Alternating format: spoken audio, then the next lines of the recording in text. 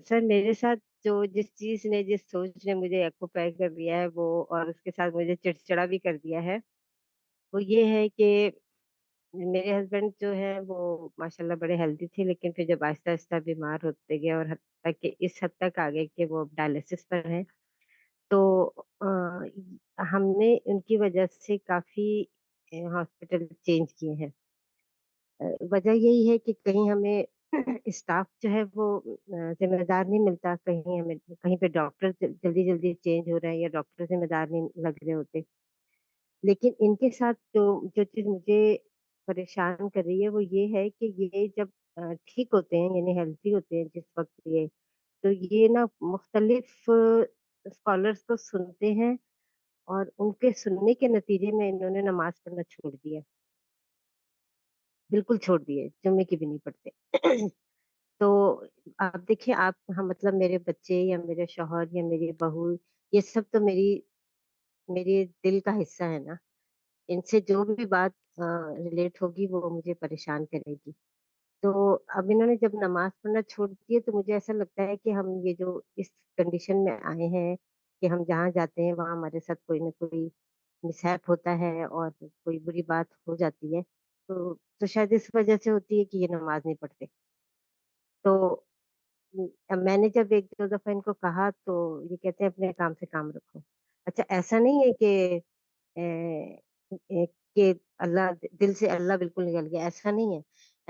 ऐसा है कि ये कहते हैं इख़लाक़ सब कुछ है, यानी कि अच्छे से पेश आना और ये सब। हालाँकि मेरे साथ तो ज़रा कम-कम अच्छे से पेश आते हैं।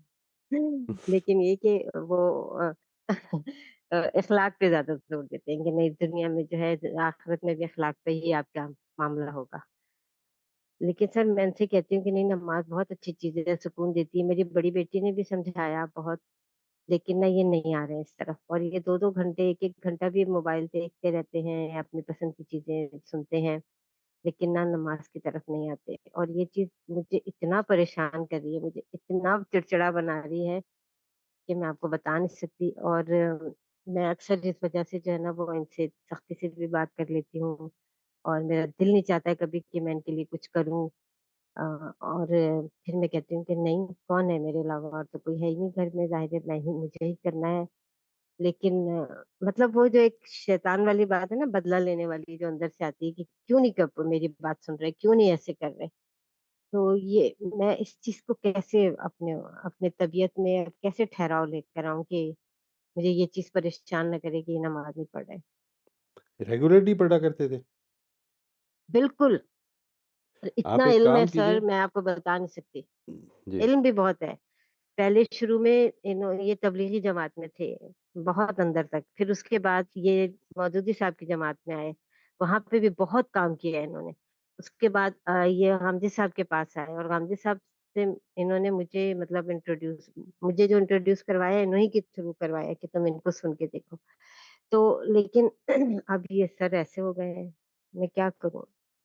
जो चीज़ इम्पोर्टेंट है, इस वक़्त आप उनके बारे में अपने से ज़्यादा you are becoming more concerned about him, ठीक है? This this is wrong.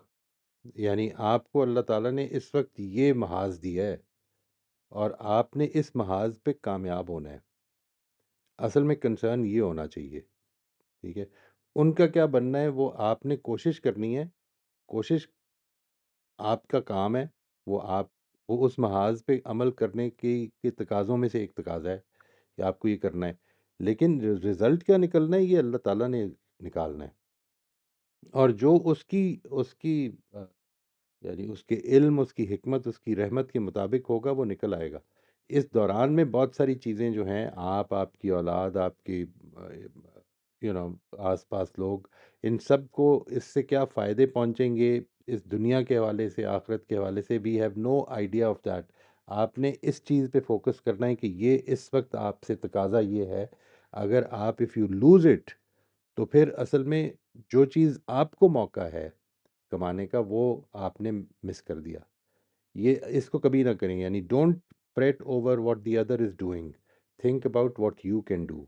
आपका एक बहुत क्लोज़ रिलेटिव, बहुत ज़्यादा मोहब्बत का ताल्लुक, इसमें अगर ये प्रॉब्लम आ रही है, तो आप इस पर फ़ोकस कीजिए कि मेरे से क्या तकाज़ा है इस वक़्त। یعنی آپ سے اور کوئی تقاضا نہیں ہے. دیکھیے 2 چیزیں کیجئے، یہ انڈرسٹینڈنگ ڈیولپ کرنے کی، یہ انکوائری، یہ کیوریوسٹی ڈیولپ کرنے کی طرف آئیے کہ ایسا کیوں ہوا ہے. یعنی یہ مت کریں کہ میں نے اس کو واپس لے کے آنا ہے. یہ آپ کا کام نہیں ہے. وہ واپس لانا ان کا کام ہے، اور ان کو وہ تب ہوگا جس وقت اللہ تعالیٰ کی طرف سے توفیق ہوگی. آپ کا کام جو ہے وہ maybe it can help کہ آپ اگر وہ کویسچنز پوچھنے لگ پڑیں کہ جس کے نتیجے میں وہ ریفلیکشن ان کے اندر پیدا ہو جائے. یعنی یہ ذہن میں رکھیے گا کہ بہت سارے لوگوں کے کا معاملہ یہ ہوتا ہے، چاہے وہ غامدی صاحب کو سنیں، چاہے وہ کسی بھی اور کو سنیں، کہ وہ دین کی بعض چیزوں سے متاثر ہو جاتے ہیں اور اس کے نتیجے میں وہ کام شروع کر دیتے ہیں. اگر جو چیز وہ ایکسپیکٹ کر رہے ہوتے ہیں ریلیجن سے وہ ان کو ملتی نہیں ہے تو وہ ڈسکریج ہو جاتے ہیں. اچھا عمل جو ہے وہ اخلاق ہے. اس کے اوپر جاوید صاحب ہی کی بڑی اچھی وہ ایک گفتگو ہے جس کو وہ انہوں نے اس پہ لگایا ہوا ہے، انسانیت کیا، انسانیت سب سے بڑا مذہب ہے. اس کو دیکھیں، آپ بھی دیکھیں، maybe you will get some ideas from that. لیکن جو چیز امپورٹنٹ ہے میں وہ آپ سے عرض کر رہا ہوں. امپورٹنٹ چیز یہ ہے کہ آپ کبھی بھی، چاہے وہ بچہ ہے، چاہے وہ بڑا ہے، چاہے آپ کا ہم عمر ہے، آپ نے کبھی بھی فوکس عمل پہ نہیں کرنا. آپ نے فوکس کنسٹرکشن پہ کرنا ہے. ٹھیک ہے، آپ عمل پہ فوکس کریں گے تو آپ عمل کو کنٹرول کرنے کی کوشش کی طرف آئیں گے. آپ کنسٹرکشن پہ فوکس کریں گے تو انڈرسٹینڈنگ کی طرف آئیں گے. آپ نے کنسٹرکشن کی طرف فوکس کرنا ہے اور کنسٹرکشن کو انفلوئنس کرنے کی کوشش کرنی ہے. کنسٹرکشن انفلوئنس ہو گئی تو عمل اس کا نتیجہ ہے. لیکن جیسے ہی آپ عمل کو فوکس کرنے کی کوشش کریں گے تو you will want to have control, اور کنٹرول آپ کو ملنا نہیں ہے. اور یہ فرسٹریشن ڈیولپ ہوگی، اور وہ جو ساری فیلنگز آپ نے فرمایا ہے وہ اس کے نتیجے میں ڈیولپ ہوں گی.